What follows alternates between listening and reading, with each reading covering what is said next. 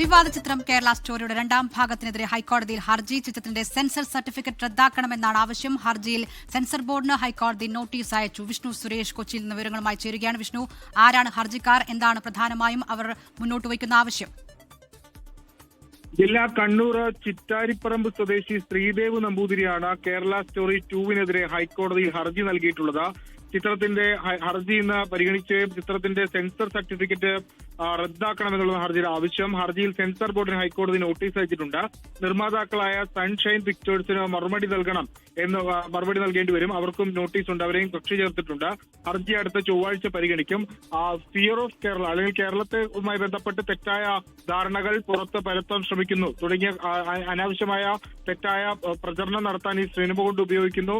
അതോടൊപ്പം തന്നെ വസ്തുതാവിരുദ്ധമായ കാര്യങ്ങൾ പ്രചരിപ്പിക്കുന്നു തുടങ്ങിയ കാര്യങ്ങളൊക്കെയാണ് ഈ ഹർജിയിൽ ചൂണ്ടിക്കാണിച്ചിട്ടുള്ളത്. ആ പശ്ചാത്തലത്തിൽ ഈ സിനിമയുടെ സെൻസർ റദ്ദു ചെയ്യണമെന്നാണ് ഹർജിയിലെ പ്രധാനപ്പെട്ട ആവശ്യം. ലോകത്തെവിടെയായാലും ഏത് സമയത്തും 24 വാർത്തകളും ഓഗ്മെന്റഡ് റിയാലിറ്റി പാക്കേജുകളും എക്സ്പ്ലെയിനറുകളും വിശദമായി കാണാൻ ഞങ്ങളുടെ യൂട്യൂബ് ചാനൽ നിങ്ങൾക്ക് സബ്സ്ക്രൈബ് ചെയ്യാം.